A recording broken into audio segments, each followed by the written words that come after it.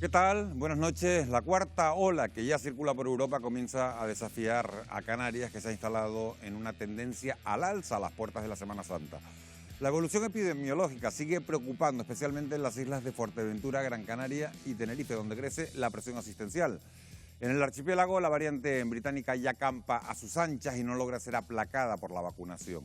3 meses después de aplicar las primeras dosis, continuamos a medio gas debido a un suministro a cuentagotas. La buena noticia es que las inyecciones de AstraZeneca han vuelto a administrarse también para personas de hasta 65 años. Todo esto sucede en los días previos al apagón por el medio ambiente que va a tener lugar el próximo sábado. La Hora del Planeta se celebra este año con más conciencia que nunca, porque los expertos advierten de que el cambio climático no solo amenaza los ecosistemas, sino también a nuestra salud. El impacto humano sobre la naturaleza se encuentra detrás de millones de muertes prematuras al año y podría provocar nuevas pandemias. Para hablar sobre todo esto, hoy nos acompañan en este plató Ibelice Barrios, que es médica especialista en inmunología. Buenas noches, Ibelice. Nos acompaña también Basilio Valladares, que es catedrático de parasitología. Buenas noches, Basilio. Está con nosotros Begoña Reyero, que es coordinadora del Plan de Vacunación de Canarias. Buenas noches, Begoña, bienvenida. Y está con nosotros también Ana Darias, que es subdirectora médica de atención primaria de Tenerife. Muchas gracias, Ana, por acompañarnos. Canarias, como decíamos, encara una curva ascendente del coronavirus.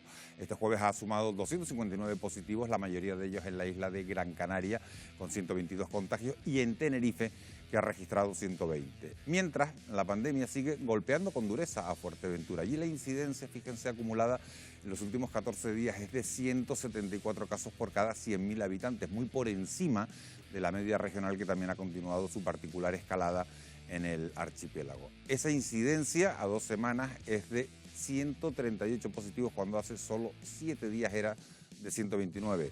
En el panorama epidemiológico al alza que atraviesan las islas también tiene mucho que ver la variante británica, que ya es la responsable de la mitad de los nuevos contagios. La variante británica, como decimos, con mayor poder de contagio, ya está detrás del 50% de los casos positivos en Canarias, según un grupo de investigadores del Hospital de la Candelaria. ¿Hay posibilidad, Basilio Valladares, buenas noches, de revertir esa presencia, o ya la damos como cepa dominante? Eso es prácticamente imposible intentar revertirlo. No se puede revertir. Lo que se puede conseguir es bajar la incidencia en Canarias y al mismo tiempo bajará la incidencia esa, pero revertir el porcentaje de la cepa que se va implantando, eso es muy difícil. Eso es muy difícil. Lo que hay que hacer es controlar la que esté. Y si la británica, que se vio en Gran Bretaña cómo se extendió en 3 meses, yo recuerdo que estando aquí hace un tiempo hablamos del tiempo que tardó en coger el 80% en Gran Bretaña, y que fue desde octubre hasta diciembre, hasta el 13 de diciembre, cómo varió. Y dijimos, aquí va a ocurrir otro tanto, y en el mes de marzo vamos a tener la mayoría de cepa británica, y efectivamente así ha sucedido. Pero revertirlo, es decir, volver otra vez a aquella inicial que teníamos, eso es prácticamente imposible. Y Belice, Canarias no logra bajar en los últimos días de la barrera de los 200 contagios diarios. Los casos están empezando a repuntar de nuevo en todas las comunidades autónomas. ¿Estamos viviendo ya el inicio de la cuarta ola, de la temida cuarta ola? Todos los datos apuntan a que efectivamente estamos en el comienzo, y dependerá mucho de nuestro comportamiento en los próximos días, por eso todas las regulaciones que se están haciendo. Y yo quería incidir un poquito en que quizás las características de la cepa británica, como bien sabemos, están incluso, es controvertido que el tiempo de contagiosidad sea un poquito mayor, y quizás esas cuarentenas que estamos haciendo de 10 días para las personas con contacto se están quedando un poco cortas. Quizás habría que hacer alguna modificación en ese sentido, porque sabemos que se contagia más y quizás permanece durante un poquito más de tiempo que la cepa inicial, digamos, y por tanto, pues a lo mejor no solo hay que hacer modificaciones de las restricciones en el sentido de controlar la incidencia, sino también para controlar el periodo de contagiosidad de las personas que se contagien, ¿no? Pero sí, la verdad que todo apunta a que sí que estamos en el inicio de una cuarta ola. Bueno, pues ese aumento de los positivos al alza están haciendo mella en la presión asistencial. Ayer, por ejemplo, el Hospital Universitario de Canarias se veía obligado a retrasar algunas cirugías oncológicas por el alto número de pacientes con coronavirus ingresados en la zona de críticos. Además, en el Hospital Insular de Gran Canaria también está aumentando la presión, lo mismo que en Fuerteventura. Ana Darias, ¿tiene margen de respuesta el sistema sanitario en las islas más afectadas? Sí, para eso se han puesto los indicadores que se han puesto y es lo que hace que el sistema actúe o no tengamos margen de actuación. Que estemos en riesgo alto indica que estamos en riesgo alto o muy alto, como estamos ahora en aquellas islas en las que tenemos mayor incidencia, de colapso del sistema sanitario, es lo que quiere decir. Pero aún tenemos margen de respuesta, de respuesta y de actuación.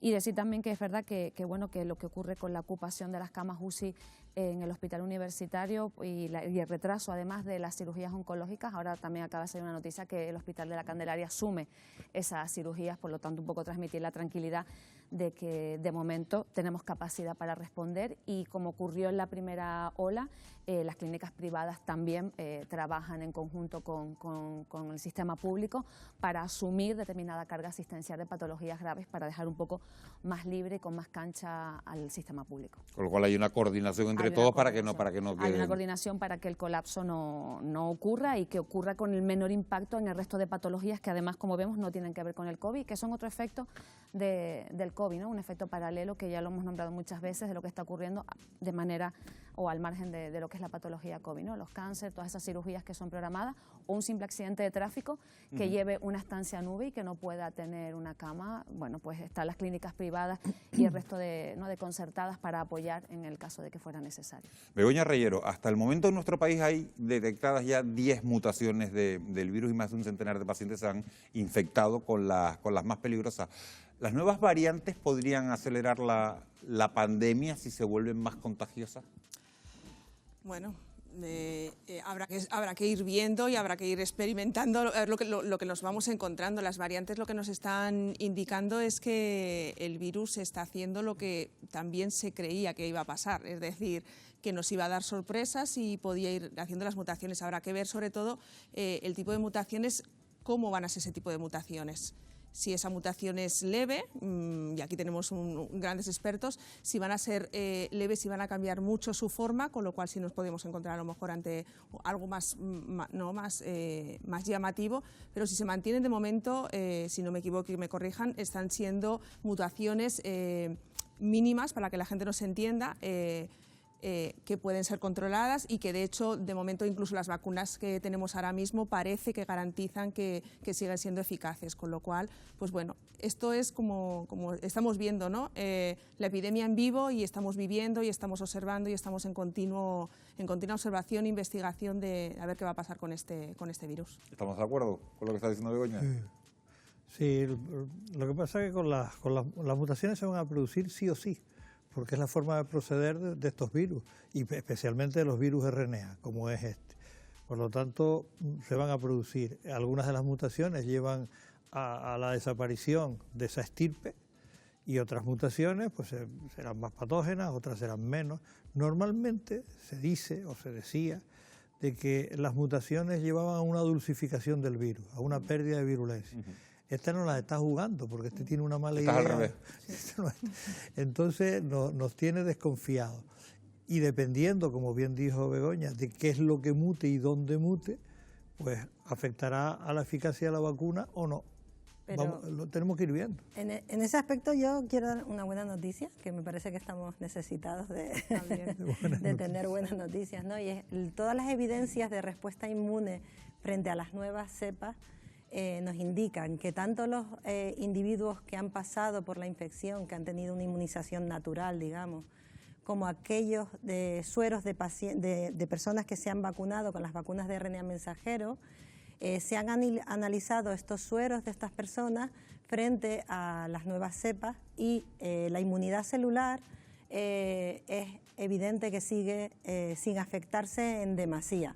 Sí que se ha visto disminución en la capacidad de neutralización de los anticuerpos, de la parte, digamos, que está en el suero, pero eso es más normal porque los anticuerpos son como más tiquismiquis a la hora de ver al patógeno, ¿no? Y entonces pequeños cambios pues sí que pueden escapar a esta respuesta de anticuerpos, pero la respuesta celular la que nos va a proteger a largo plazo y la que nos va a garantizar que si nos infectamos vamos a tener una enfermedad más leve, pues esa, ya han salido varias publicaciones que se han hecho visibles estos últimos días, porque todo el mundo evidentemente está muy preocupado por la efectividad de las vacunas con estas nuevas variantes. Sí, por ese aumento de los casos. Y se ha visto que esta respuesta celular sigue siendo muy efectiva, o sea que en ese aspecto podemos estar un poquito más tranquilos. Estamos hablando del aumento de los casos y el Ministerio de Sanidad estudia aplicar el cierre obligatorio del interior de bares y restaurantes cuando la incidencia acumulada supere los 150 casos por cada 100.000 habitantes.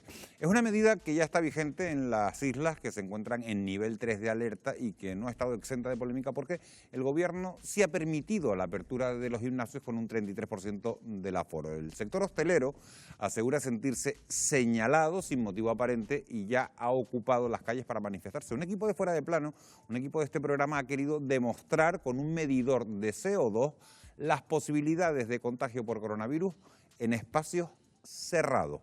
Esto que van a ver es lo que ha ocurrido. Gran Canaria, Tenerife y Fuerteventura están en nivel 3 y una de las medidas más polémicas es el cierre al público del interior de los locales de restauración.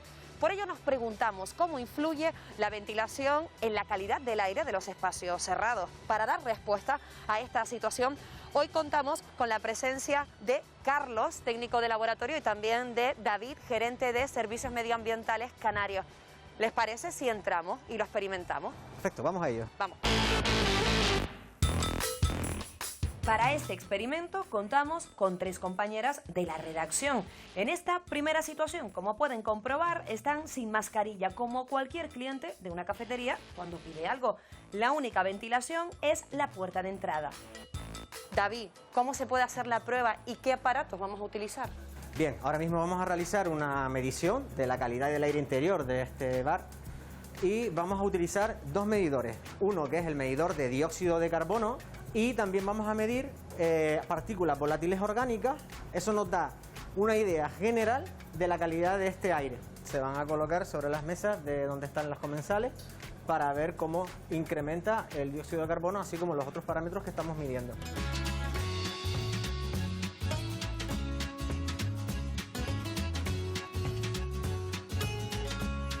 En esta primera mesa, donde solo había una persona hablando, hemos recogido unos parámetros de entre 500 y 700 ppm de dióxido de carbono. Está dentro de lo que podemos llamar una calidad de aire bastante aceptable. ¿Qué ha pasado en la mesa 2?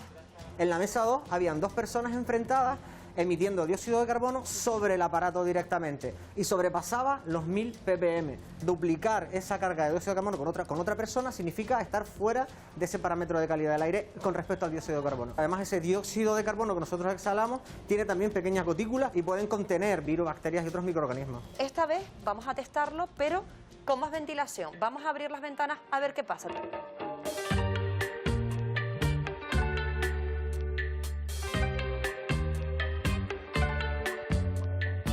Ahora ventilado, los datos no superan 600 ppm. Por lo tanto, la ventilación es algo muy importante para la reducción del dióxido de carbono y otros componentes y el aumentar la calidad del aire. Es muy importante en los interiores tener, si no es posible, una correcta ventilación, sistemas de, por ejemplo, filtración. David, lo que sí se permite en esta fase 3 es comer en las terrazas. Sí, ¿te parece salimos y hacemos mediciones fuera?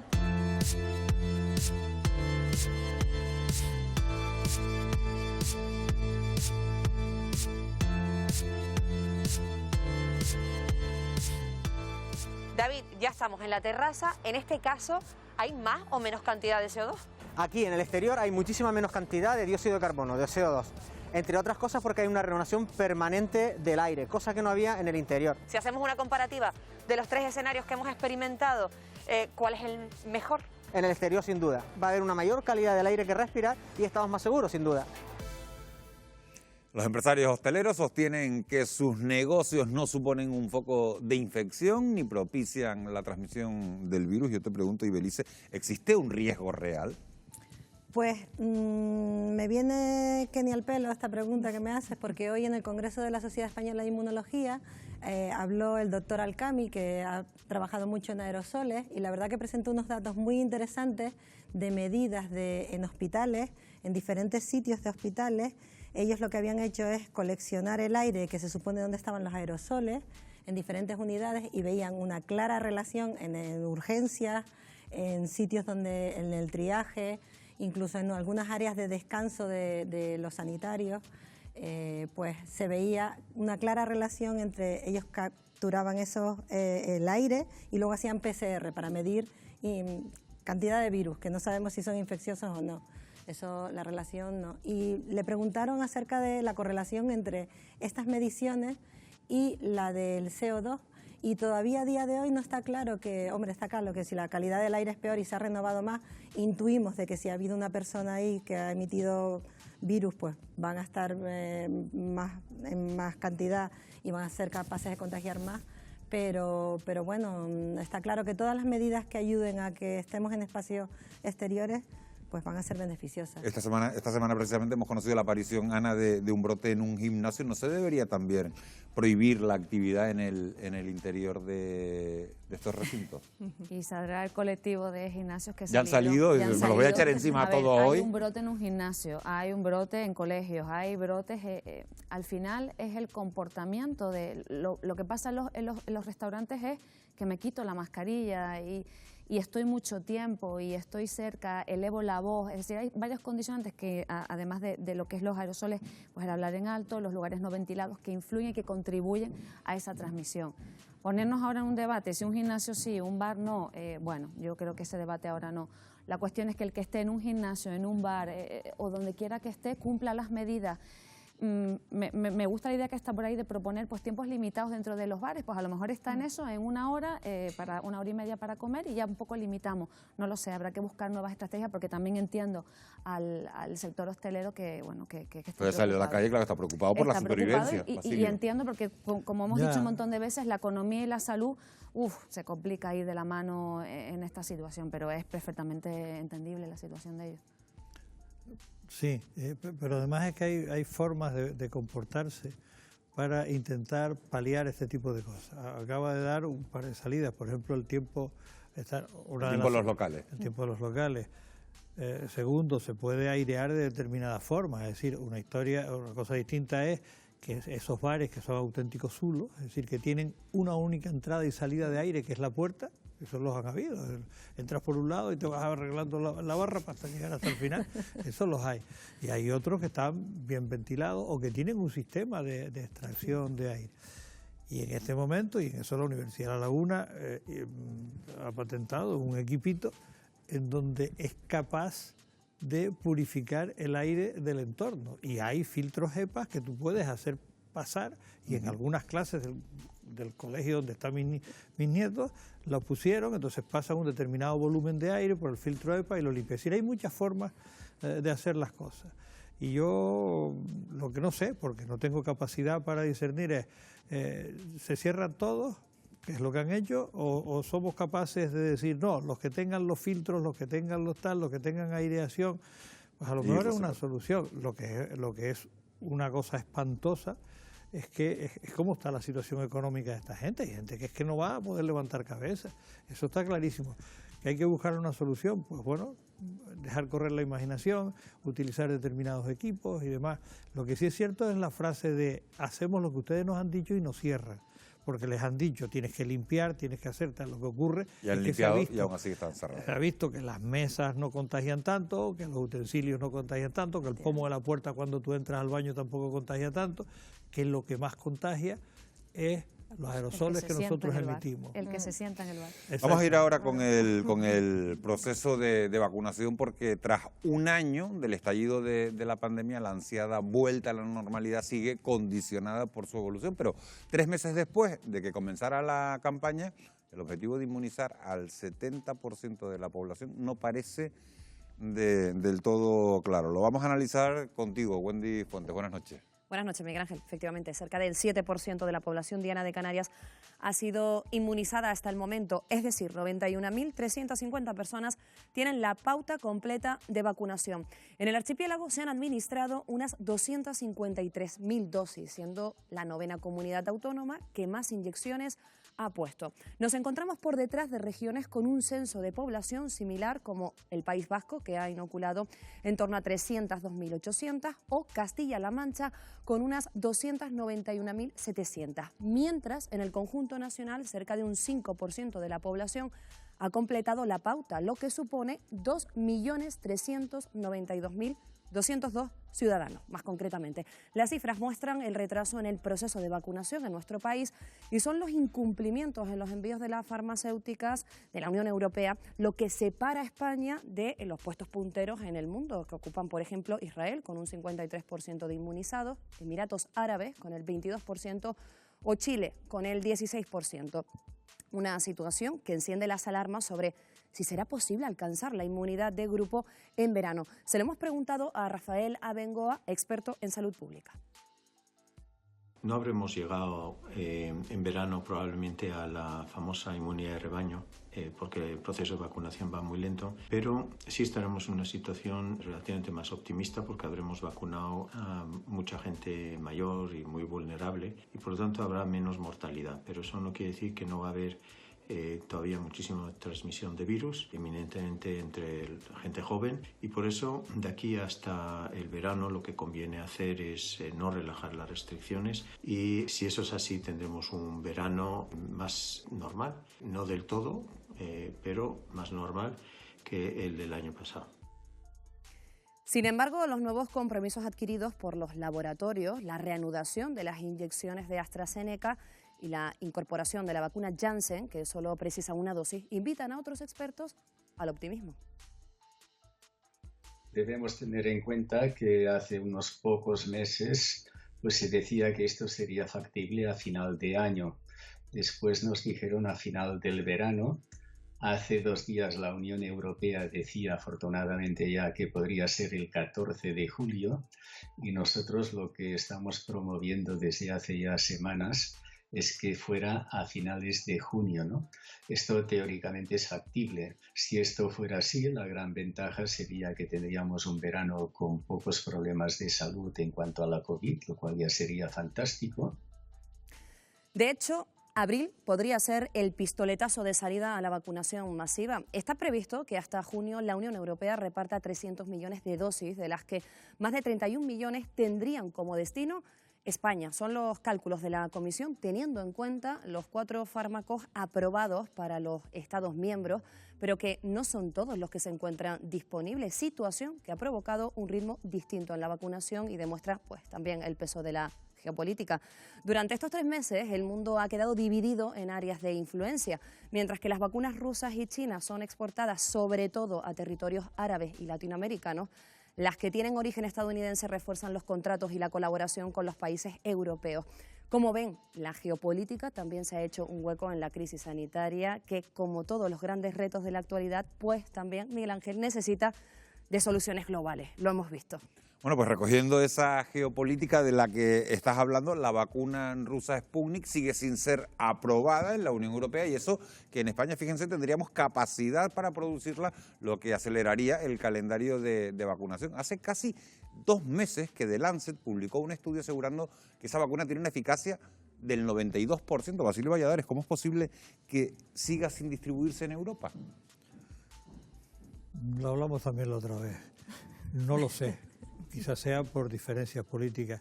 Yo en un principio, hasta que no me expliquen qué es lo que han hecho y los resultados, no me creo las cosas. Es decir, las cosas que dicen me funcionan muy bien, pero tú no me lo publicas, pero es que lo han publicado en Lancet. Lancet es una revista seria.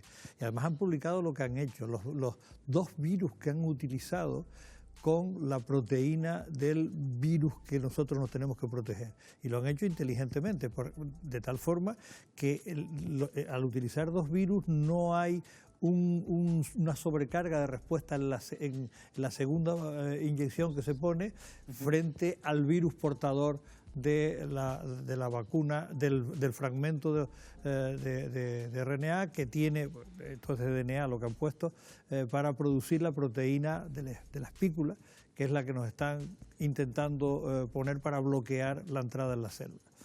Por lo tanto, yo creo que es una vacuna bien diseñada, una vacuna que ha dado buenos resultados por lo que dijeron, y además estamos viendo que la han puesto en diversos sitios. Por ejemplo, en Venezuela, un amigo mío de medicina tropical con el que yo tengo continuo contacto me estuvo diciendo que la están poniendo y está funcionando correctamente y que no tiene unos efectos secundarios que puedan echar para atrás la vacuna. Luego reúne todas las condiciones para ser aceptada. La pregunta que me hace no te la sé contestar, porque si reúne las condiciones... Yo opino, ¿por qué no se distribuye en Europa esa igual vacuna? que Basilio, que es una vacuna fantástica. La estrategia que han utilizado, estoy de acuerdo contigo, es mucho mejor que la de AstraZeneca. Utilizando 2 adenovirus diferentes han evitado el problema que tiene la de AstraZeneca con la segunda dosis. Eso es inamovible y evidente. El problema que tenemos es que las vacunas, para ser distribuidas en la Unión Europea, hay una normativa que exige que la producción se haga dentro de Europa con las garantías de producción que les exigimos a todos los medicamentos que vamos a consumir los ciudadanos europeos. Esto podrá interpretarse como... Pero en España hay capacidad para producirla, hay fábricas para producirla. Hay la cuestión, de hecho, hay 2 países, Austria y Dinamarca, que se han echado un poquito al monte, ¿no?, digamos, hablando así un poco mal, y han dicho que si la Unión Europea no es capaz de ponerse de acuerdo para hacer esa producción de la vacuna rusa en Europa, que ellos van a intentar negociar con Rusia y producirla en su territorio para poderla tener disponible. Yo creo que, bueno, pues son cuestiones políticas que exceden de la capacidad que tenemos nosotros de interpretar la vida.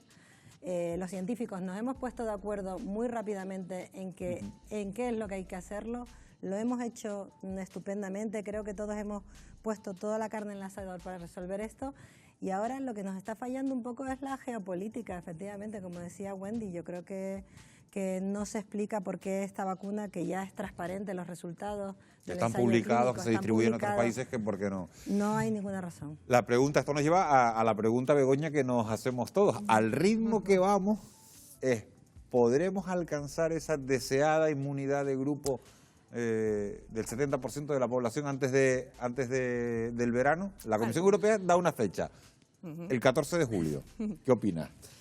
Al ritmo que vamos, ahora mismo, con la cantidad de vacunas que tenemos, no llegamos. Eso está claro. El tema es que nosotros tenemos la esperanza, y así es como nos lo han garantizado, que a partir de abril se duplican esas vacunas y luego en mayo se vuelve a duplicar. Entonces, sabiendo las dosis que vamos a recibir, o que nos han garantizado o que nos han dicho, porque además esto es lo que nos lo han dicho, nos han garantizado, y luego veremos a ver si luego se hace realidad. Si se cumple, claro. Efectivamente, porque bueno, también puede pasar este tipo de cosas, como ha pasado.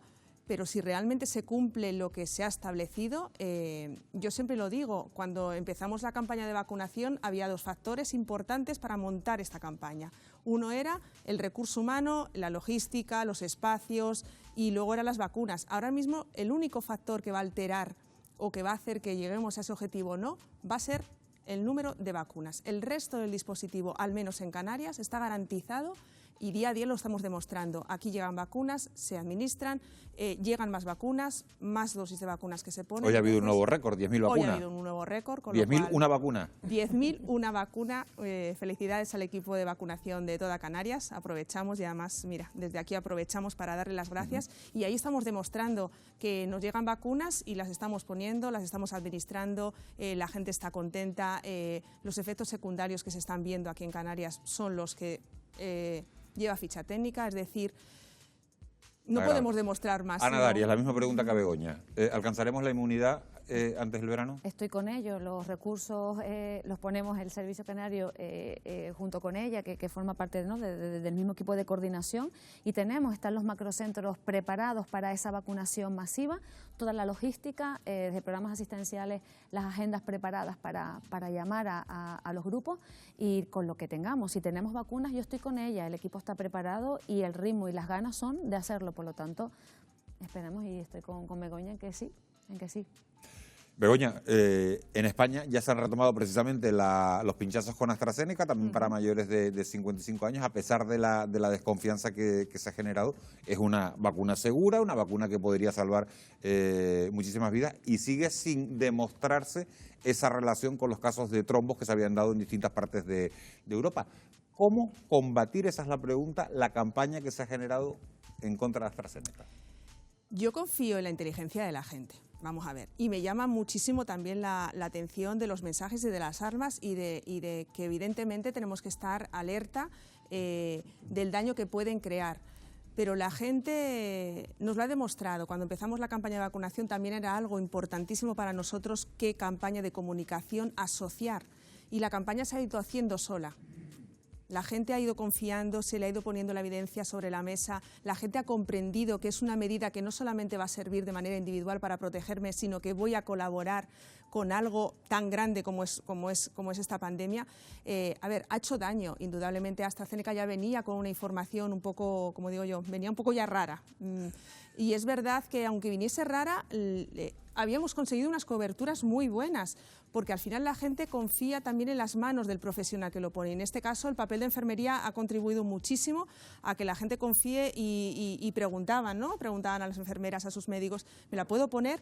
Y se ha dado, y es lo que te digo, los datos estaban, las coberturas eran buenas. Esta parada hace que la gente esté expectante, pero volvemos otra vez a verlo sobre la mesa. Se empezó a retomar ayer la vacunación, se vuelven a tener unas coberturas medianamente altas, y yo creo que la gente que es reticente, la gente que tiene miedo, que yo la entiendo porque ante esta información de alarma, sospecha, cuidado... Paro, retomo... Entiendo que la gente que no está acostumbrada a manejar este tipo de cosas, de medicación, de alarmas, de farmacovigilancia, tenga miedo y tenga sus dudas, y es comprensible. Pero yo creo que poco a poco, dando estos mensajes de que tenemos que vacunar, de que la evidencia está ahí, de que se ha puesto a poner en marcha esa vacuna, beneficios de control para esta pandemia, yo creo que volveremos otra vez a tener a la población con ganas de vacunarse.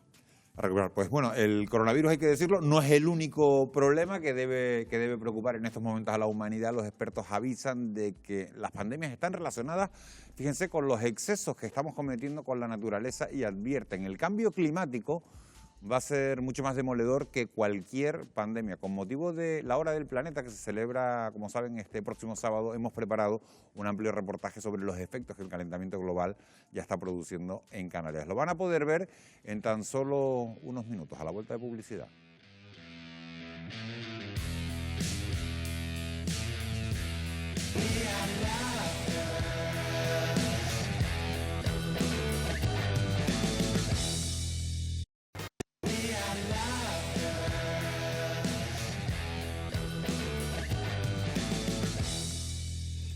Ya estamos de vuelta y se incorporan a nuestra mesa de debate Aridane González, que es presidente del Comité Científico del Cambio Climático. Aridane, buenas noches. Muy buenas noches. Bienvenido.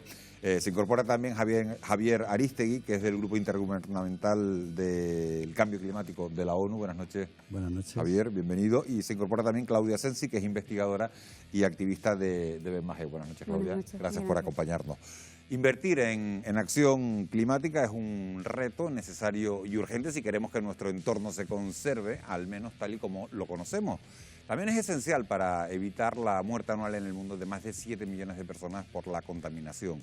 El cambio climático ya es una realidad y debemos acelerar nuestras acciones para intentar revertirlo. Hemos entrado en tiempo de descuento y debemos avanzar en la carrera para salvar al planeta. Vamos ya con nuestro reportaje de hoy y a la vuelta les esperamos con nuestra mesa de debate.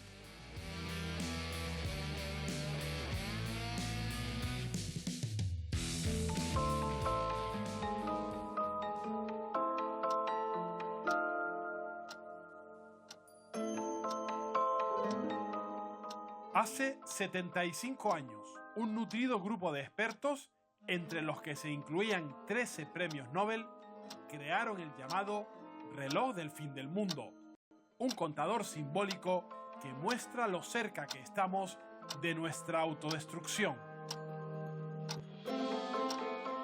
En 2018, sus manecillas estaban situadas a 120 segundos del final.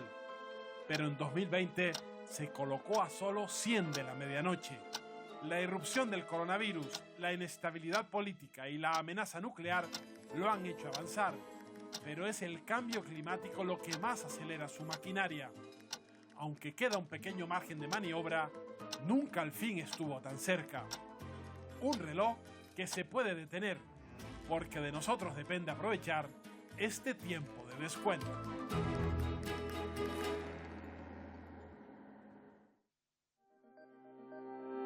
El calentamiento global es una realidad innegable.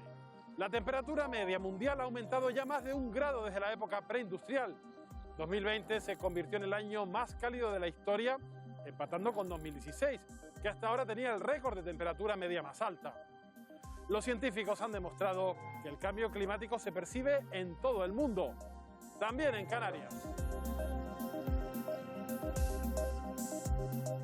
Desde los años 60 hasta ahora, hemos analizado que la temperatura media para el archipiélago ha incrementado en torno a 1,2 grados centígrados. Y ya se ha visto como en las últimas décadas el nivel del mar ha aumentado. Los modelos climáticos señalan que en el futuro Canarias tendrá un clima más cálido y más seco. Se espera que para 2050 las temperaturas sean en torno a 1,5 o 2 grados centígrados por encima de los valores que tenemos ahora y además el clima sea más seco. El cambio climático ya es patente en el techo de España. En el Teide se registra un incremento de la temperatura de 2 décimas por década y el calentamiento en la cumbre es casi el doble del que se registra en la costa. José Luis Martínez Quivel, nos encontramos en los Altos de Guajara, en el Parque Nacional del Teide, donde recientemente usted junto a otros 3 investigadores han descrito una nueva especie. ¿Cuál ha sido? Bueno, la nueva especie es esta que está aquí. Es una violeta, ya en el Teide se conocía una violeta desde los tiempos de Humboldt, pero esto es una violeta diferente, es una especie distinta. ¿La proliferación de esta especie en esta zona del Parque Nacional tiene algo que ver con el cambio climático? Posiblemente está aquí refugiada porque a medida que las temperaturas han ido subiendo, las plantas, la estrategia que tienen para adaptarse al cambio climático es ganar altura. A medida que abajo se va calentando, buscan el frescor de las zonas más altas. Y así pueden ir subiendo hasta que llegan a lo alto de la montaña. Estamos ahora justo en lo alto de la montaña, lo cual ya nos indica que es una especie vulnerable al cambio climático, una especie que si las cosas continúan como están, pueda desaparecer. La desaparición de estas plantas en un futuro, que esperamos que no ocurra, obviamente tiene consecuencias en muchas otras especies, porque todas las especies están conectadas. Hay una serie de insectos que se encargan de la dispersión de esta planta y la naturaleza funciona así, en una red. Y de seguir aumentando las temperaturas como hasta el momento, ¿cómo se prevé que sea el entorno del Parque Nacional del Teide? Si me preguntas cuál es el Parque Nacional dentro de un siglo, dentro de 2, te diré que posiblemente será una vegetación muy diferente a la actual, donde habrá menos retamas y más especies ligadas a los pinares y comunidades que quizás todavía no conocemos que irán apareciendo con la mezcla de unas y otras.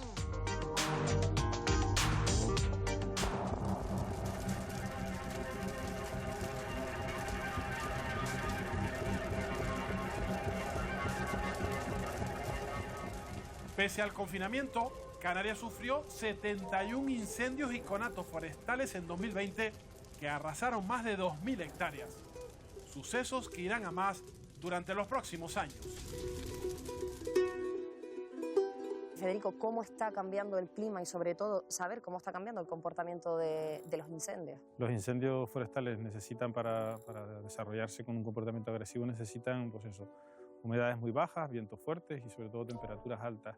Si a eso le sumamos un estrés hídrico por falta de lluvias en años anteriores, eso evidentemente se convierte en incendios desatados que es imposible en algunos casos detenerlos. Con respecto al pasado año, se reduce la movilidad, también ha cambiado el número de incendios. Tuvimos el 22 de febrero un incendio bastante malo, 1.000 hectáreas. Luego el número de incendios durante el confinamiento se redujo bastante, pero luego al llegar el verano pues volvió otra vez a subir un poco. Un incendio reduce la masa forestal y sobre todo afecta mucho al suelo.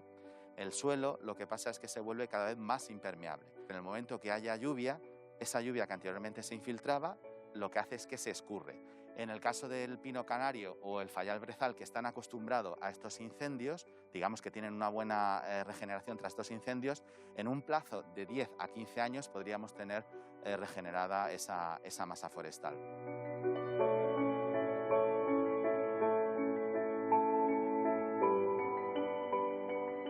Aunque en las cumbres se notan los efectos del cambio climático, es en el mar donde causa más estragos.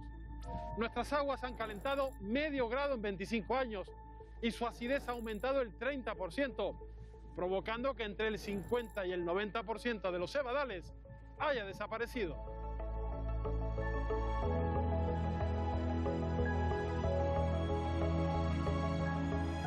El aumento de la temperatura ha hecho que aparezcan nuevas especies invasoras en el mar que baña las islas.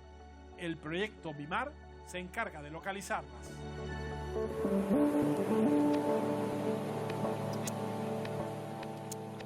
Rogelio, ¿qué se sabe de esas nuevas especies invasoras? Hay unas 200 especies introducidas, reconocidas como introducidas, y de las cuales al menos medio centenar hemos encontrado directamente asociadas en el entorno de los puertos principales de las dos islas capitalinas. Podemos distinguir desde anémonas, nidarios, moluscos, diversas especies, crustáceos y peces también.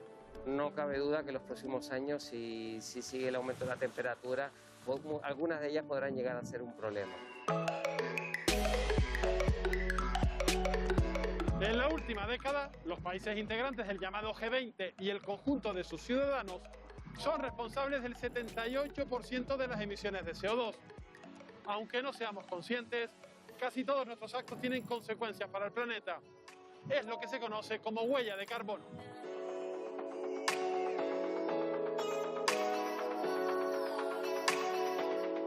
La huella de carbono es una herramienta que nos permite medir las emisiones de gases de efecto invernadero que emitimos a la atmósfera cuando realizamos una actividad, hacemos un evento o estamos fabricando un producto.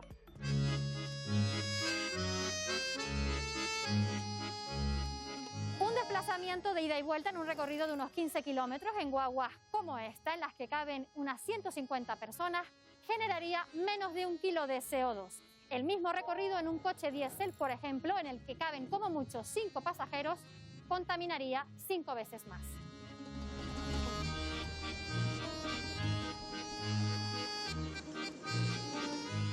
Jessica, ¿cómo es la movilidad en Canarias? Aunque ahora es importante decirlo que nos movemos menos que antes que el COVID, los viajes en mayoría se realizan en coche. ¿Y cuál es nuestra dependencia del transporte privado? El 67% de los viajes se realizan en coche. Tenemos 1 millón de vehículos privados circulando por Canarias. El transporte público es fundamental para las medidas que se tienen que implementar, para las políticas de movilidad sostenible. Nuestra forma de movernos contamina tanto en tierra como en el aire.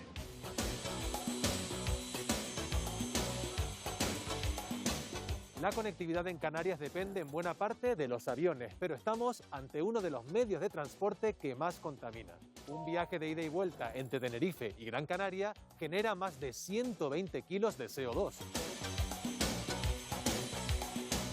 Pero, Dorta, ¿qué porcentaje de la contaminación en Canarias viene generada por la aviación? Solamente la aviación internacional, es decir, solo los turistas que vienen desde Europa. Las emisiones de CO2 se corresponden aproximadamente con el 54% de todas las emisiones que se generan en el archipiélago. La aviación internacional supone 6,4 millones de toneladas y el resto de los transportes en el archipiélago canario, incluyendo la aviación nacional, está en torno a algo más de 5 millones de toneladas. Tendríamos que atender a una estrategia económica a largo plazo. Habría que reducir de alguna manera esa huella de carbono del turismo internacional.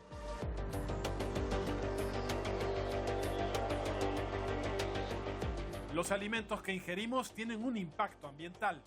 Si continúa la tendencia actual, la producción de alimentos por sí sola alcanzará e incluso superará las metas mundiales de gases de efecto invernadero en 2050.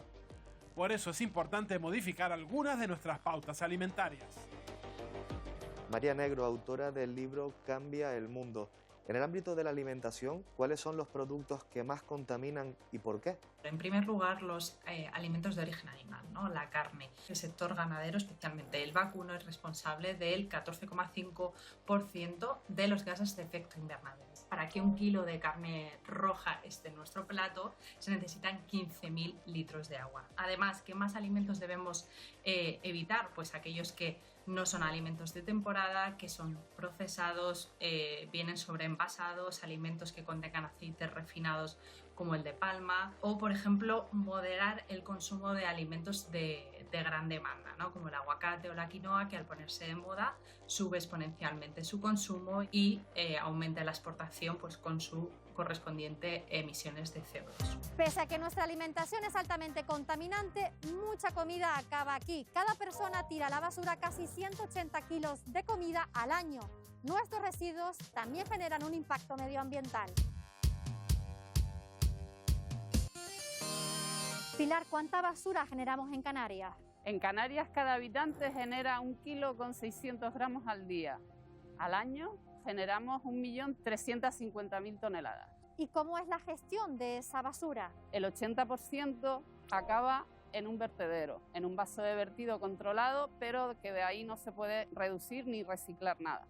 Y del 20% estamos separando un 9 y pico de envases ligeros y otro tanto de vidrio y de papel y cartón. Todo lo que sea transporte, tratamiento mecánico para separar las fracciones, eso emite una cantidad de emisiones y de contaminaciones líquidas, gaseosas y sólidas. La tecnología también tiene un impacto directo en el planeta. Según un estudio europeo, consumir 30 minutos de nuestra serie favorita por internet contamina más que conducir 6 kilómetros.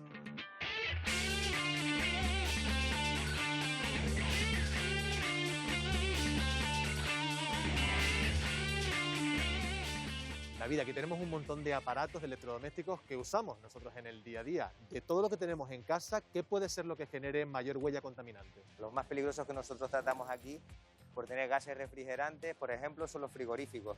También están las televisiones, tanto las de rayos catódicos, las antiguas, como las planas. Las de rayos catódicos tienen fósforo en su interior y las planas tienen mercurio. Son todos materiales, son componentes que son peligrosos y hay que tratarlos de otra manera. Si todos esos componentes no se tratan adecuadamente, ¿qué consecuencias puede tener para el medio ambiente?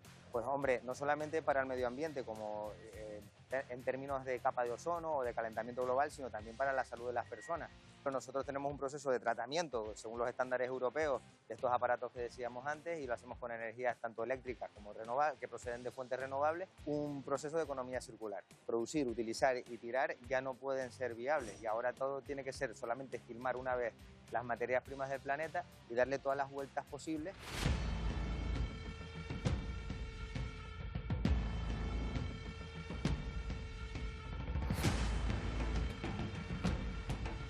El coronavirus ha vuelto a disparar los productos de un solo uso. Millones de mascarillas, envases de gel hidroalcohólico y guantes de plástico son una grave amenaza para nuestros ecosistemas.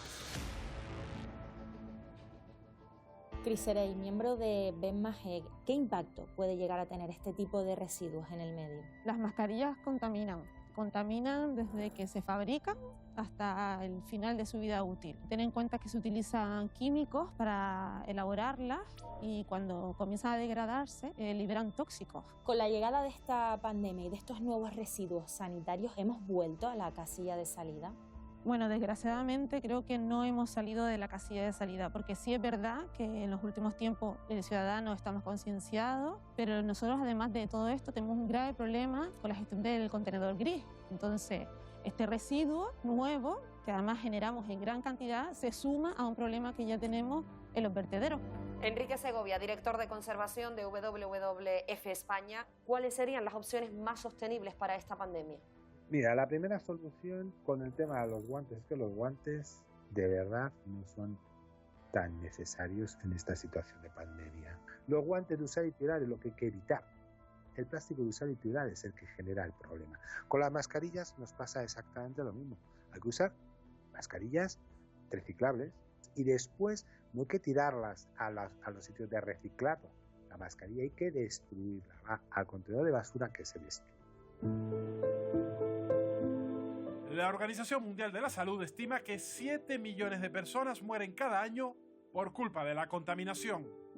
Además, solo en España se pierden al año 700 vidas por eventos meteorológicos extremos.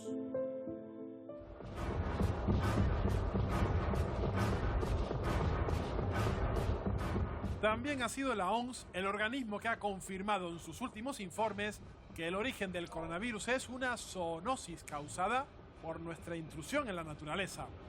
Por tanto, si continuamos destruyendo los hábitats naturales, llegarán nuevas pandemias y podrían ser más letales. Ezequiel Navío, experto en medio ambiente. Llevamos muchos años luchando contra el cambio climático. Ahora, con la llegada de esta nueva pandemia, se habla de una posible relación entre estas dos grandes problemáticas. Cuando hay una interacción entre la destrucción de la biodiversidad, la potencial posibilidad de que esos espacios no salubres contaminen nuestra propia salud, se eleva exponencialmente. De hecho, existen aproximadamente unos 1,7 millones de virus que están en el medio silvestre en la actualidad, de los cuales unos 827.000 pueden generar infecciones en el ser humano. Es decir, que vamos a sufrir muchas más crisis pandémicas y peores que el coronavirus. ¿Por qué se habla de que sea más fácil combatir esos elementos de los que hemos hablado que propician ciertas pandemias que las propias pandemias en sí? Es muchísimo más caro establecer modelos de respuesta a las pandemias una vez que se han producido que hacer una labor de prevención previa que va a ahorrar muchas vidas y mucho dinero.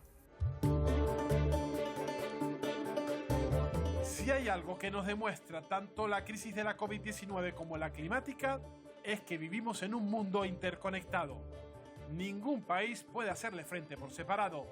Debemos exigir contundencia a los líderes mundiales, pero la solución también pasa por nosotros. Cada gesto cuenta, y cuanto más ignoremos al planeta, más rápido correrá la cuenta atrás que puede marcar nuestro fin.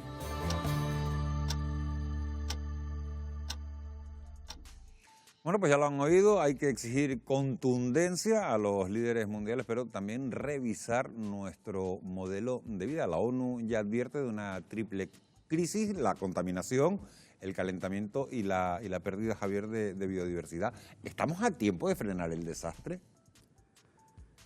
Estamos a tiempo de reducir el desastre. Yo creo que el cambio climático es irreversible, pero lo que hagamos de aquí en los próximos 30 años probablemente va a cambiar muchísimo la tendencia de lo que vaya a ocurrir en un futuro.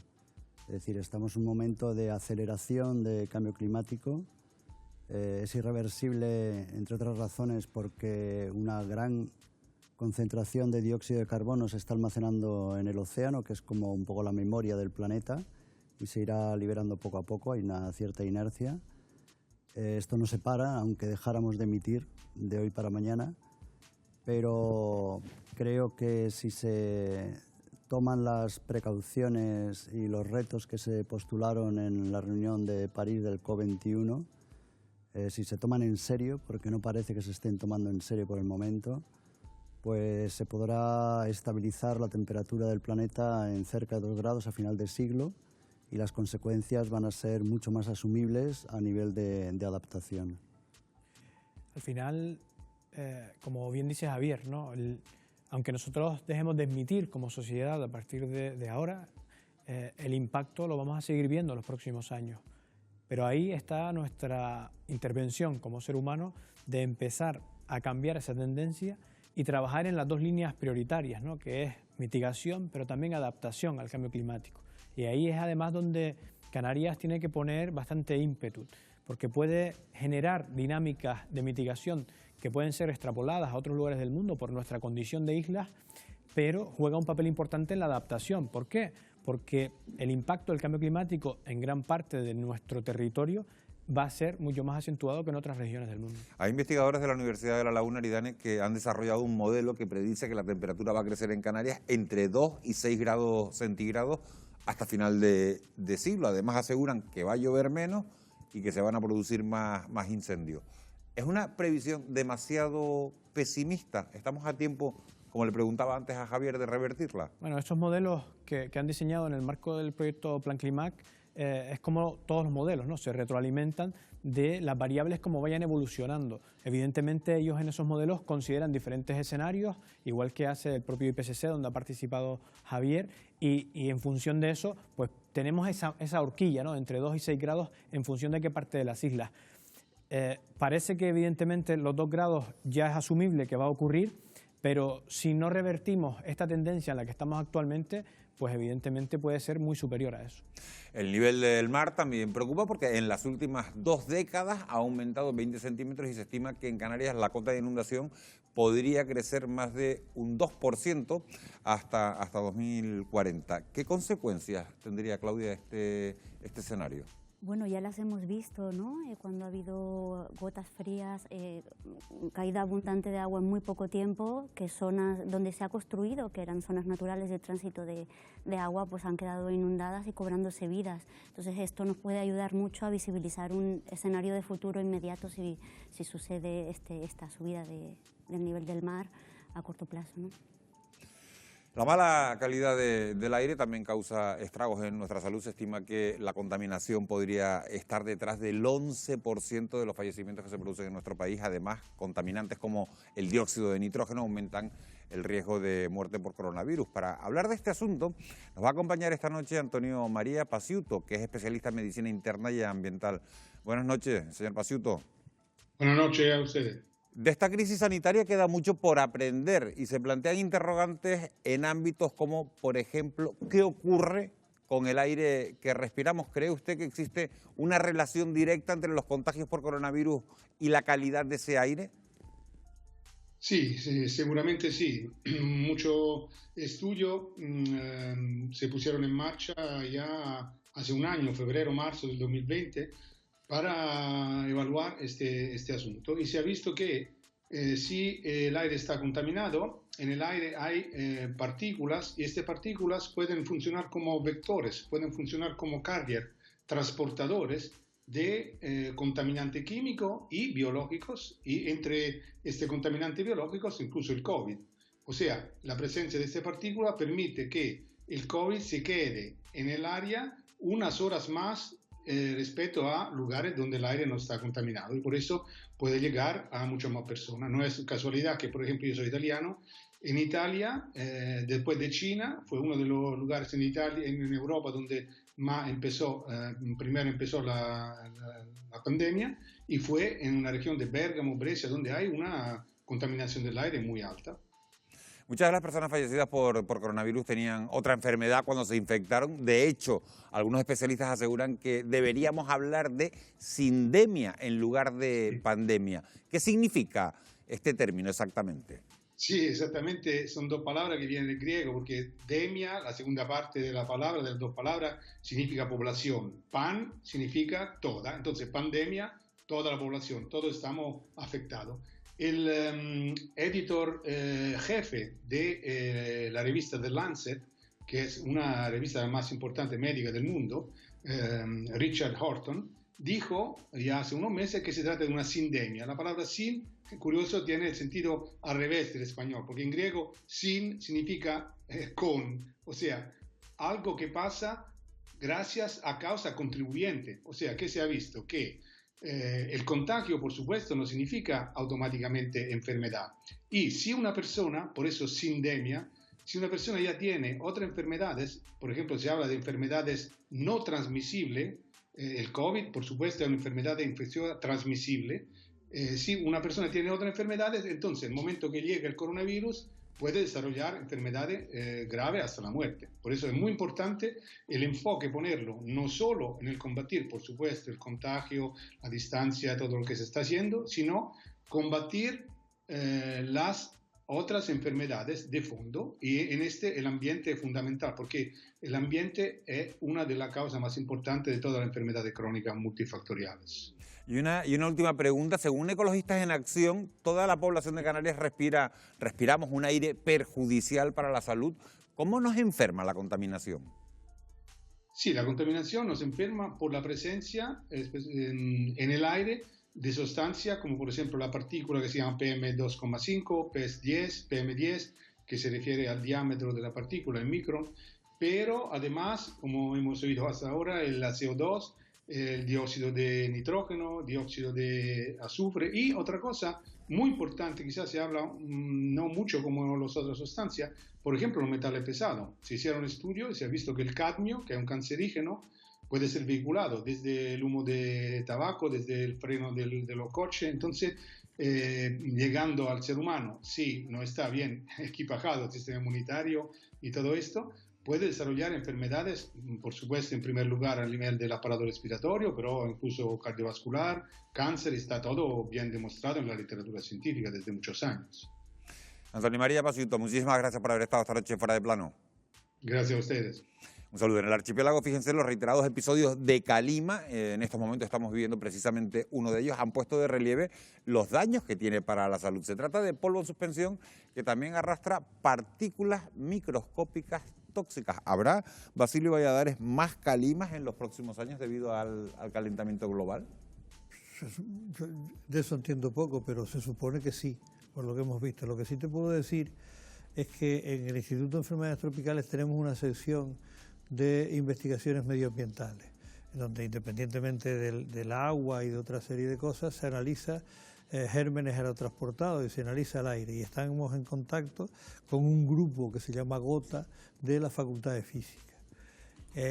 Hay 2 tesis realizadas con 2 chicas que estuvieron trabajando en Estados Unidos, en Tallahassee, en donde se estudiaba lo que transportaba la calima. Y la importancia que tenía, hongos, virus y bacterias. Y nos encontramos cosas que no se sabía que venían precisamente con esto, llegando a Canarias. Pero además, una cosa sorprendente, nos encontramos determinados genes que nos llegaban con algunos de estos patógenos que nos llegaban por el aire, que eran genes de resistencia a antibióticos. Y los tenemos perfectamente estudiados. Es decir, la calima no es solo el polvillo necesario para que las selvas amazónicas puedan vivir y para darle al mar. No, al mismo tiempo traen otras cosas. Y teníamos un proyecto que lo tiró para atrás Donald Trump, en donde se estudiaba los gérmenes que salían de África, pasaban por encima de nosotros y llegaban hasta América, y se estudiaba la viabilidad a lo largo del espacio, pero como Donald Trump no creía en el cambio climático, nos eringó un proyecto que era de la OTAN, no era un proyecto de 4 amigos que se reunieron. Pues ese tipo de cosas suceden con la calima. ¿Ariadne estaba sintiendo? Sí, evidentemente todos los modelos indican a que la calima cada vez va a ser más frecuente, como casi todos los eventos adversos que trae consigo relación con el cambio climático. Ahora bien, aquí sería importante también destacar que cuando hablamos de contaminación, por ejemplo en las ciudades, la pandemia o el tiempo que estuvimos confinados nos dejó una oportunidad de un macroexperimento para ver y evaluar realmente cuál es el impacto que nuestros hábitos diarios crean en el planeta. Y ahí podemos ver como, por ejemplo, claramente al día siguiente de decretarse el confinamiento, la calidad del aire mejoró en las ciudades grandes, como puede ser Las Palmas de Gran Canaria o Santa Cruz de Tenerife, en más de un 70%, porque disminuía radicalmente la concentración de gases que emitimos por nuestros hábitos diarios, transporte, movilidad, etcétera.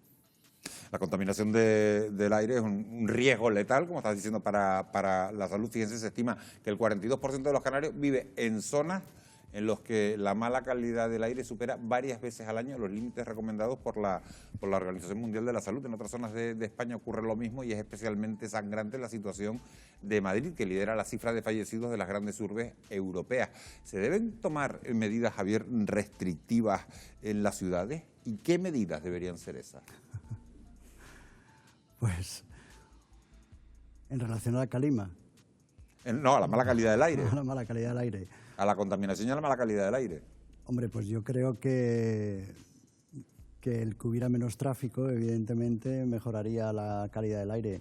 No creo que en Canarias sea un ejemplo precisamente de malísima calidad del aire, excepto en grandes ciudades, comparado con otras ciudades que tenemos en la península, ¿no? Gracias a Dios aquí la calidad del aire creo que no es tan mala como en otras regiones, pero yo creo que la disminución del tráfico, de la pequeña industria que hay alrededor de las ciudades, disminuirla o reducirla o que sea más eficiente, los productos que se están utilizando pues va a hacer que disminuya o que aumente la calidad, ¿no?, del aire. Claudia, medidas restrictivas en las ciudades, ¿qué medidas podrían ser? Desde luego, el desplazamiento del coche de las zonas del centro de las ciudades es fundamental precisamente para evitar que aire contaminado sea vehículo vector de transmisión de enfermedades de todo tipo. Entonces es fundamental realmente plantearnos un modelo de movilidad realizado y pensado para la calidad de la vida de las personas que habitamos en las ciudades, ¿no? Fíjense que según la Organización Mundial de la Salud, cerca del 90% de la población ha vivido durante los últimos años en zonas donde no se respetaban las directrices sobre la calidad del aire. En España, la ley de 2007 incluye sanciones por incumplimiento. ¿Tienen esas sanciones, Aridane, un efecto real? Bueno, al final, esas sanciones, al igual que en muchísimos casos que se refieren a medio ambiente, desgraciadamente no tienen un efecto real, porque priman otros intereses generalmente que suelen ser más de interés económico. Porque si hubiesen tenido un efecto real, ya hubiésemos tenido un plan de movilidad sostenible urbano e interurbano en todas las regiones de España, y no lo tenemos. Y esa, en la línea también con la pregunta anterior, pues ahí es donde Canarias tiene un reto enorme, porque plantear un plan de movilidad urbana e interurbana en las islas es mucho más complejo que en territorio continental, pero tenemos que tender a eso, a tener un plan real. Hay que empezar a desarrollar el futuro sostenible por los cimientos y no por el tejado. Antes hablaba Basilio Valladares de los microorganismos que venían en la calima, y fíjense que el plástico también está en el aire. En la India, por ejemplo, el 90% de estos desechos son incinerados en vertederos al aire libre y terminan en nuestros pulmones. Los científicos alertan de que esos microplásticos pueden viajar a través de la atmósfera y llegar a regiones muy alejadas. ¿Cómo afecta todo este proceso a la salud de las personas?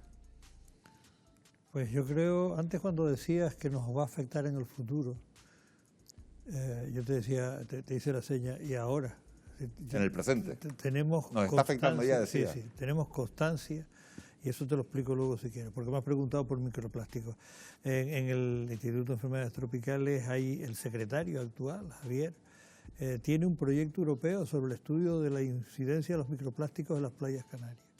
Él es el que debería contestarte esto, porque yo no lo trabajo, está allí, es un compañero de trabajo, pero es realmente importante. Además, es un proyecto importante y no solo trabaja la Universidad de La Laguna, sino hay otros actores en Gran Canaria. Hablaba de todos esos que se queman en los vertederos y que están en el aire. Y de los que se van cayendo y se van quedando y hacen una serie de estudios del microplástico y la incidencia que puede tener en nuestras vidas. Si me dejas que te diga lo de la actualidad, por ejemplo, te voy a nombrar varias cosas. Primero, la ciguatera. Aquí no teníamos ciguatera nunca. Yo ya estoy pasadito de edad, lo sabes, yo muchos años trabajando en esto. No teníamos ciguatera. ¿Por qué? Porque la ciguatera la cogen los pescaditos pequeños de unas algas cienofisias que se alimentan y luego la cadena trófica hace que llegue a los medregales, a los meros grandes, y ahí es donde se coge la ciguatera. Canarias no tenía ciguatera. Pues ahora a cada momento hay brotes de ciguatera en Canarias con pescados cogidos en nuestros alrededores, porque tenemos las algas cienofisias como consecuencia de ese pequeño cambio de la temperatura del agua. Pero te puedo poner más ejemplos. Por ejemplo, cuando dijiste de la intervención de las personas en el... Pues ahí te puedo poner un montón. La ciguatera es bastante peligrosa para la salud. Porque sí es peligrosa. Pero es una molécula que es termorresistente, se te fija en las terminaciones nerviosas y te produce, si está en las terminaciones nerviosas del corazón, te produce una bradicardia, si es en los esfínteres, te produce relajación de esfínteres, te desgracia por toda la vida, que además no tiene cura. Es decir, tiene paliativos, tratamientos que te intentan mantener, pero no tiene cura. Eso es, vamos, te puedo poner ejemplos también de los que han pasado en el diagnóstico por allí, que es espantoso. Y hay también un proyecto que lleva Quique Martínez arriba para intentar buscar un diagnóstico rápido para que no te comas un pescado en malas condiciones y puedas comértelo con facilidad. Entonces, ese tipo de cosas no es que van a venir para el futuro. En el futuro podrán venir mucho más brotes de ciguatera o no comer peces grandes, pero eso lo tenemos ahora. Y en Venezuela, el lío que han tenido con el Trypanosoma cruzi, empezaron Caracas a extenderse hacia las partes de selva de las montañas laterales, y ahora resulta que un patógeno que allí era rural, ahora ya es urbano, por la invasión que ha tenido en la edificación en zonas rurales. Es tremendamente grave el no tener en cuenta ese tipo de cosas. Y te podría estar poniendo ejemplos de esto toda la noche seguramente. Me encantaría, pero vamos a tener que hacer una pequeña pausa para la publicidad. El cambio climático aún podemos frenarlo. El autoabastecimiento energético de los hogares o de los hoteles 100% sostenibles ya son una realidad en Canarias. El objetivo para los próximos años es eliminar las graves consecuencias que el impacto humano ha provocado en el medio ambiente y en la salud de las personas. Para eso, el archipiélago se enfrenta a una carrera contrarreloj, a un cambio de modelo sin precedentes con el que poder aumentar el tiempo de descuento en el que ha entrado el planeta. Vamos unos instantes a publicidad y enseguida regresamos para mostrárselo.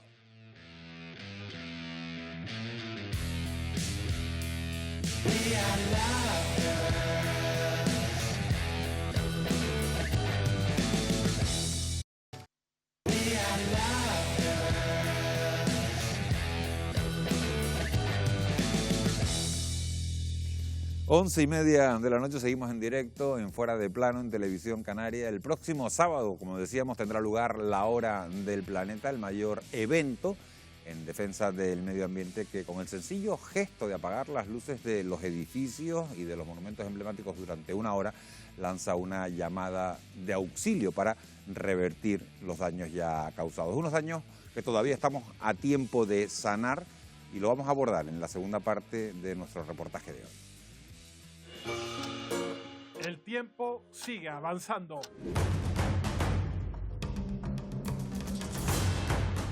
Y algunos efectos del cambio climático ya son irreversibles. Pero todavía no está todo perdido. Aún estamos a tiempo de frenar algunos daños.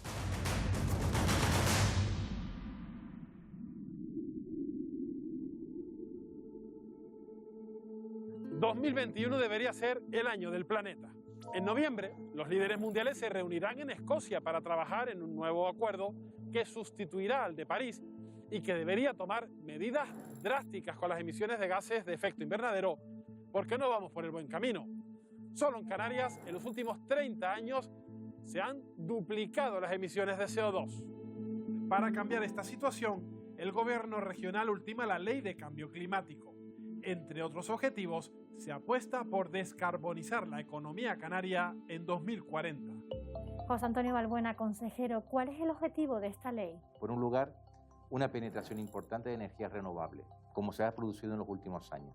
Pero además potenciando dentro de este primer punto lo que es el autoabastecimiento.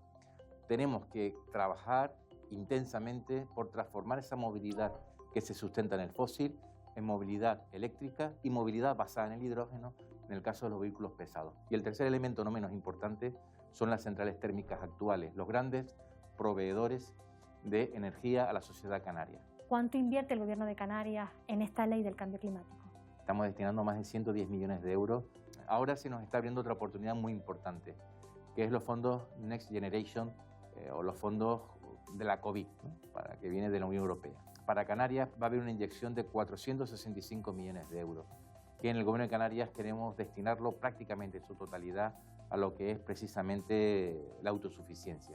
Han intentado ponerse y hacer los deberes en un par de años con todas las cosas que se nos estaban atrasando desde hace décadas ya, y sí tiene el lado positivo de que muy rápidamente ha habido como mucha decisión a la hora de realizar estos cambios. Por otro lado, esas prisas sí que pueden conducir un poco a prescindir de cierta participación ciudadana y de un poco de transparencia, pero sigue siendo un modelo un poco basado en mejorar las tecnologías, mejorar la eficiencia energética, pero nunca se cuestiona el que no es posible crecer infinitamente en un planeta de recursos finitos, ¿no? Antes de la COVID, el mayor desafío al que se enfrentaba la aviación era la vergüenza de volar. Un movimiento internacional que hizo que la industria aeronáutica iniciara un plan para reducir a la mitad sus emisiones de CO2 en 2050. Juan Manuel Pérez, gracias por atendernos, director de mantenimiento de Vinter. Muchos nos preguntamos cómo serán los aviones del futuro. Esa es una pregunta que nos hacemos muchos, ¿no? Prototipos eléctricos, lo que pasa es que ese tema todavía está muy verde y no creo que sea hasta dentro de unos cuantos años que se pueda ver algún tipo de avión comercial en ese sentido. Lo que sí tiene quizás más posibilidad de que veamos relativamente rápido, en un corto espacio de tiempo, serían los biocombustibles. Y se entiende que eso puede reducir entre un 60 y un 80% la emisión de CO2. El objetivo es que en el 2050 todos los vuelos internos de la Unión Europea o que salgan de la Unión Europea estén en el cero emisiones.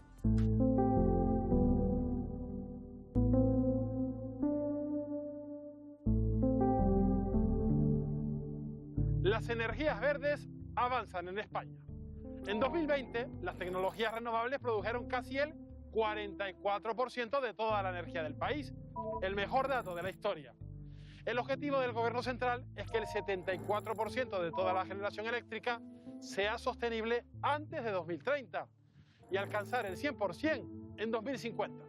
Enrique Rodríguez de Acero, ¿qué porcentaje de nuestro consumo representan actualmente las energías renovables aquí en Canarias? Si hablamos de energía final, estamos hablando que estamos alrededor del 4%.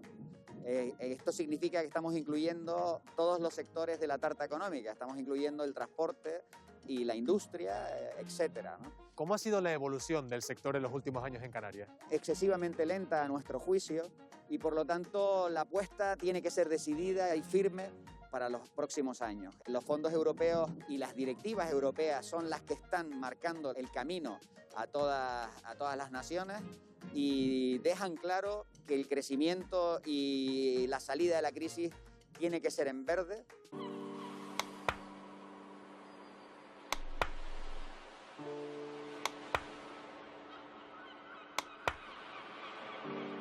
Bueno, Carlos, pues acabo de preparar ya la barra, las bebidas, todos los servicios que ya van a empezar a subir los primeros clientes. Perfecto, José. Hola, José Fernando. Hola, buenos días.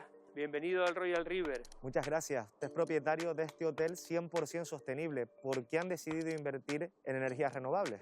Pues por vocación de la empresa y porque pensamos que la sostenibilidad es imprescindible para el futuro. Más de un 20% del costo de construcción del hotel lo hemos dedicado a la sostenibilidad. Desde que hicimos los edificios con materiales especiales, con aislamientos especiales, tal forma que todo lo que se ha construido aquí está totalmente aislado de tal manera que no nos permitimos perder ni una frigoría ni una caloría. José Fernando, ¿y cuáles son las principales particularidades en materia de sostenibilidad que presenta este complejo? Desde la utilización de energías verdes, la utilización de biomasa para el calentamiento de piscinas, en su conjunto hace que este hotel no solamente no tenga un balance de emisión de monóxido de carbono, sino todo lo contrario, tenga un balance positivo de emisión de oxígeno. Y hay un 30 o un 40% de clientes que nos preguntan por la política de sostenibilidad del hotel y que están buscando productos sostenibles en lugares y destinos sostenibles. José Luis, estamos viendo aquí las placas solares que tienes instaladas en tu casa. ¿Cuánto dinero hay invertido? Nosotros aquí tenemos instaladas 3.000 vatios para autoconsumo, son unos 3.000 euros aproximadamente. En nuestra experiencia, con el consumo que tenemos habitualmente, hemos conseguido ahorrar un 40% en la factura de la electricidad. Y hemos calculado que entre 6 y 7 años habremos amortizado todo lo que hemos invertido en ella. No solo nos da para alimentar todo el consumo en casa, sino que además alimenta nuestra movilidad. Nosotros cargamos el coche.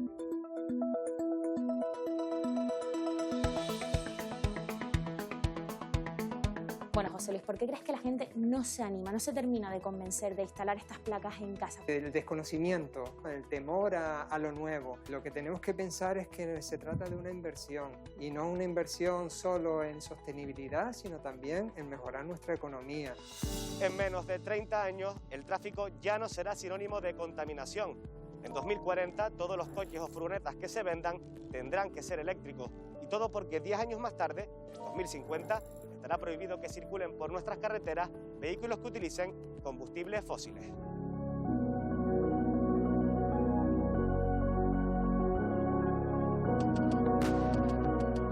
Hola, Daniel. Hola, ¿qué tal?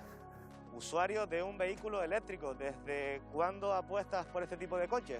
Pues este es mi segundo coche eléctrico, este lo tengo desde octubre del 2020, porque supone un ahorro espectacular. Soy ingeniero informático y bueno, al final la tecnología nueva me apasiona. Daniel, aprovechando que tenemos aquí el coche, ¿qué te parece si me das una vuelta para ver cómo funciona y seguimos hablando? Claro, vamos. Venga.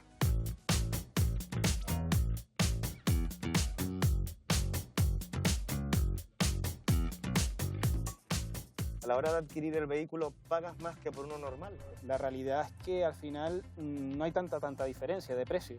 Vamos, mi forma de verlo es la vida útil del coche. Y tú pagas un precio inicial, pero ¿cuánto te gastas durante toda la vida útil? Bueno, hablamos de beneficios, pero supongo que también tendrá sus contras, como por ejemplo la escasez de puntos de recarga ahora mismo en las islas, ¿no?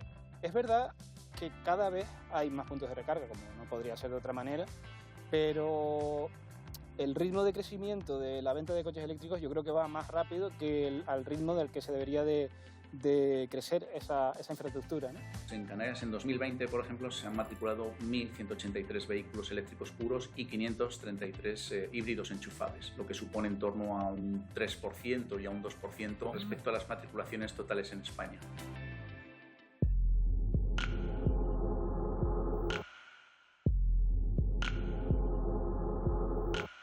We've actually invested very little in a system to stop an epidemic. En 2015, Bill Gates, fundador de Microsoft, alertaba de que no estábamos preparados para la aparición de un virus que se extendiera a escala global. Ahora, en 2021, avisa de que el cambio climático es mucho más peligroso que cualquier otra pandemia y que la tecnología y la investigación científica deben ser nuestras grandes aliadas. Ahora mismo activo habrá una decena más o menos de proyectos que permita afrontar desde diferentes facetas lo que va a ser los problemas que vamos a tener con el cambio climático respecto a un archipiélago que en sí es frágil respecto a todo lo que va a pasar. Hay mucha inversión que está viniendo y cada vez va a venir más para esto, porque es un tema muy global. La tecnología incluso podría hacer que lloviera en lugares donde sufren sequías. Gustavo, Life Niebla, ¿en qué consiste este proyecto? Bueno, este es un proyecto que lidera el Cabildo de Gran Canaria y lo que está buscando es poder restaurar aquellas zonas de Canarias y fuera de Canarias que tienen más dificultad por los procesos de desertificación y cambio climático. Con unos captanieblas que se van a colocar pues, muy cerquita de donde nos encontramos y con un desarrollo de innovación que va a ser el ICIA y la Universidad de La Laguna, creemos que vamos a mejorar muchísimo estas metodologías para utilizar esta agua en repoblaciones ambientales. ¿Qué tan importante puede ser que se lleven a cabo este tipo de proyectos? La pérdida de hábitats, la degradación de los hábitats está generando graves problemas no solo ambientales, sino directamente en la economía y en la salud del ser humano. Y hemos visto ya, lamentablemente, y tenemos la experiencia de esta pandemia, que, como bien está diciendo la OMS, es producto de esta degeneración de nuestro medio ambiente.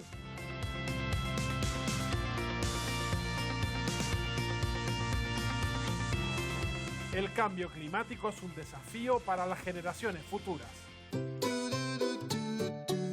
a tirar el bolígrafo a la basura. ¿En qué contenedor? En el contenedor amarillo.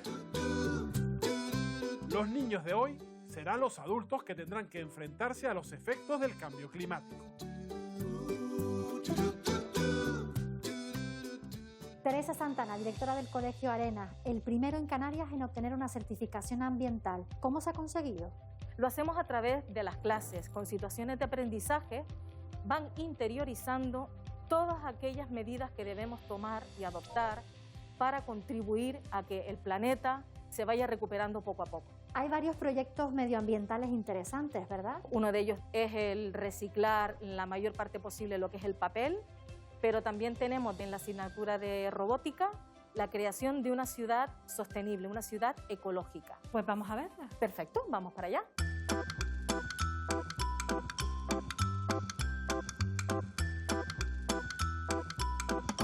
María, ¿me puedes encender un momento la energía azul? Que no sé si funciona muy bien.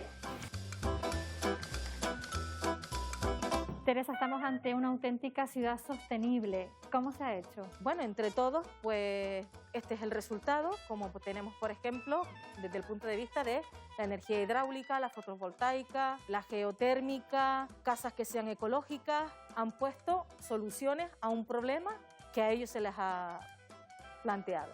Ellos lo que quieren dejar es una huella verde y no una cicatriz en la tierra. En el colegio o en casa, con pequeños gestos cotidianos podemos contribuir a no seguir agrandando la cicatriz. María, ¿qué podemos hacer para minimizar los residuos que generamos? Bueno, el mejor residuo es el que no se hace, ¿no? Y esto lo conseguimos en la escuela a día de hoy, fomentando entre el alumnado el uso de recipientes que no sean de un solo uso.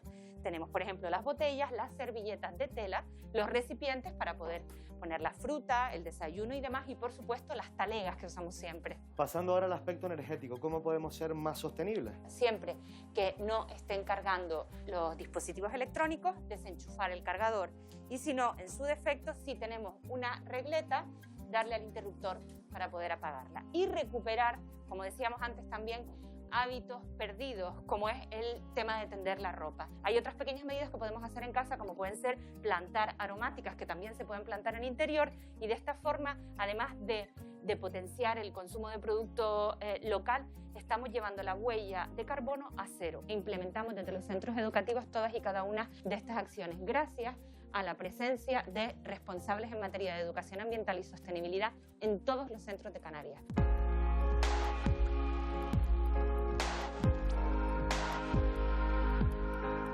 Este sábado, millones de personas, empresas y organizaciones apagarán la luz durante 1 hora como símbolo de apoyo a la lucha contra el cambio climático. Gilberto González, ¿por qué se suma el TEA a la hora del planeta? Para nosotros es fundamental también formar parte del diseño de un nuevo futuro, y en ese nuevo futuro repensar el modo en que consumimos energía, en que hacemos uso de la misma. Como el edificio tiene cierta complejidad, son varios los compañeros que tienen que participar del mismo, y si quieres me acompaña, vamos con ellos y vemos un poco cómo se va a plantear, cómo va a ocurrir ese día. De acuerdo, vamos.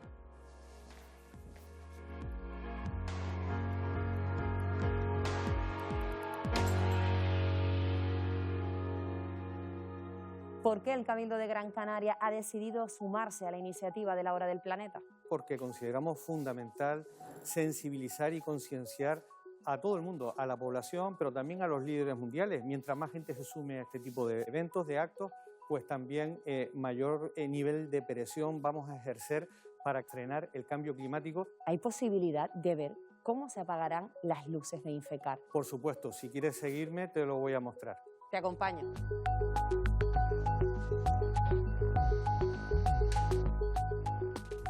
Javier Sala, ¿qué es exactamente el reloj del fin del mundo? ¿Cómo surge y cómo funciona?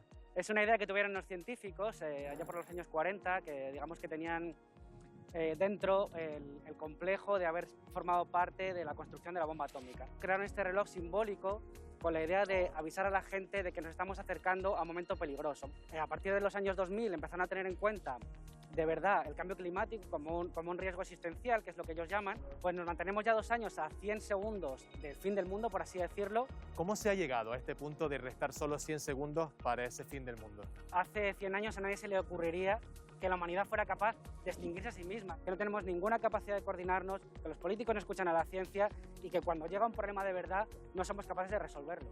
Se podría decir que estamos en tiempo de descuento, pero es importante ponerse las pilas. Somos los responsables del calentamiento global, pero también somos la solución. Nuestro esfuerzo es clave para curar algunas de las heridas que ha provocado. Muchas son irreversibles, pero otras pueden sanar. El futuro del planeta depende de nuestras acciones y cada gesto cuenta, por pequeño que sea.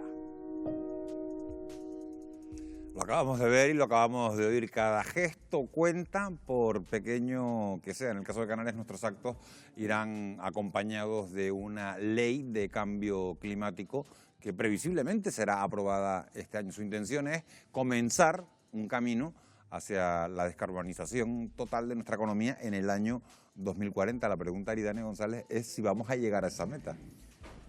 Bueno, ojalá, esa es la intención, ¿no? De hecho, a mí me gustaría recalcar que la ley de cambio climático ya nos marca un antes y un después. Primero, para situar a toda la clase política que por lo menos se ha puesto de acuerdo en empezar ese trámite de forma unida, digamos, pero además ha sido la ley con más aportaciones de la ciudadanía en toda la historia de Canarias.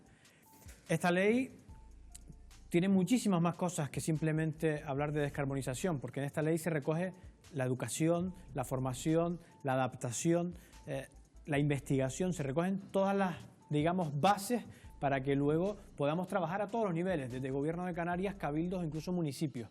Yo creo que la ley marca el camino. Evidentemente, en el futuro siempre habrá que ir revisando para mejorar de acuerdo al tiempo, pero creo que es una línea de salida bastante adecuada y sobre todo que cuenta con el consenso de la mayor parte de los sectores socioeconómicos de Canarias. Eso por un lado, y por otro, el impulso de las renovables es otro de los ejes vertebradores de la ley canaria. 4 países, Uruguay, Costa Rica, Islandia y Noruega, cuentan ya con un 100% de producción de energías limpias, algo que contrasta, Claudia Sensi, con la realidad del archipiélago. ¿Por qué no termina de despegar en Canarias? Efectivamente, pudiendo ser las Abu Dhabi de las renovables, llevamos un retraso importantísimo, ¿no? Que no solo de Canarias, ha sido una mala política a nivel estatal, ¿no? Pero que además es más sangrante en Canarias por el altísimo potencial. Lo probablemente más sangrante de la situación actual es que efectivamente está habiendo un compromiso por el despliegue de las renovables, pero tengamos en cuenta que Canarias es un territorio muy pequeño, limitado, con alta población y muy demandante de energía, ¿no? De hecho, la huella ecológica, de Canarias es 27 veces, es decir, necesitaríamos 27 veces nuestro territorio para abastecernos de lo que necesitamos. En ese marco tenemos que pensar que un despliegue de renovables sin planificación puede llevarnos a precisamente fragmentar el territorio, que es uno de nuestros principales sumideros de carbono, ¿no? Uno de los graves problemas, Javier, de Canarias es que tiene el parque móvil más envejecido de toda España y, por tanto, el más contaminante. ¿Es muy complicado luchar contra la contaminación con estos datos que acabamos de poner sobre la mesa? Hombre, es complicado. Evidentemente hay que hacer una transición hacia energías renovables, hacia un parque móvil distinto, basado en coches eléctricos y en hidrógeno, pero lleva tiempo. Lo que pasa es que todo depende de la velocidad que se hagan las cosas y la urgencia que haya, y realmente hay bastante urgencia. Todo es una cuestión de dar prioridad. No solamente es decirle a un consumidor que cambie el coche, sino poner las condiciones adecuadas para que ese coche pueda ser asequible económicamente y para que tenga la infraestructura suficiente para poder cargarlo o no cargarlo. Es complicado, pero se puede hacer, y además hay que hacerlo, porque si no lo hacemos siempre iremos a remolque del cambio climático. O sea, nunca vamos a poder ir por delante, nunca vamos a poder adaptarnos, que yo creo que eso es lo fundamental, ¿no? Siempre tenemos que pensar en adaptación antes de que nos coja el toro, ¿no? Estamos hablando de contaminar menos y fíjense, la mayoría de expertos coinciden en señalar que reducir el consumo de carne beneficiaría al planeta. Últimamente se ha puesto de moda la carne sintética y personas como Bill Gates apuestan por el chuletón sintético para disminuir los gases de efecto invernadero. Basilio Valladares, ¿qué opinas de estos productos artificiales? ¿Son tan sanos para el medio ambiente como nos cuentan? Pues la verdad es que no lo sé, no te sé contestar. Supongo que sí, porque la gente que lo está estudiando lo quiere aplicar de esa manera, pero realmente no es mi campo y me cuesta llevar. Aridane, si quieres. Uno de los problemas que tenemos cuando hablamos de lucha contra el cambio climático es que tenemos el punto de vista de querer tener la sociedad en el mismo nivel de desarrollo lineal y buscar soluciones para vivir en eso que es totalmente insostenible. Lo primero que tendríamos que hacer cuando hablamos de cambio climático es empezar a plantearnos si nuestro sistema de desarrollo lineal, consumista, en exceso, nos va a llevar a esa sostenibilidad, porque lo que no podemos es buscar remedios a algo que no lo va a tener, porque los recursos en el planeta son finitos.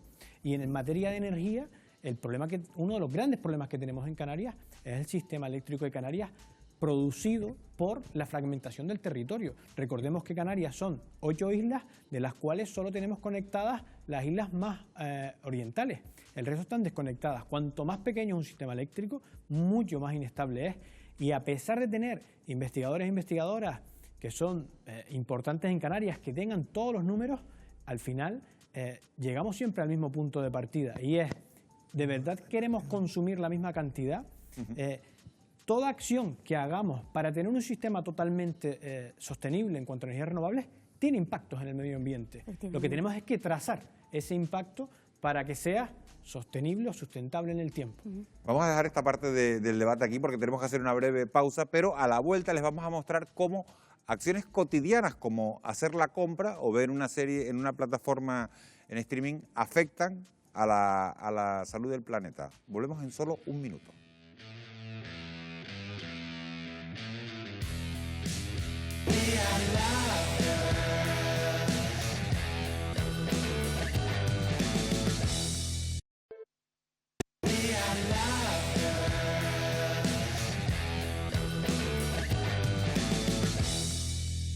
Como Como les contábamos, la forma en la que nos movemos e incluso nos alimentamos se traduce en una huella de carbono que ha aumentado un 60% en las últimas 2 décadas. Pese a que el confinamiento supuso un freno a la contaminación, se estima que en 2020 se emitieron, y se dice pronto, más de 34.000 toneladas de dióxido de carbono a nivel global. ¿No es así, Wendy?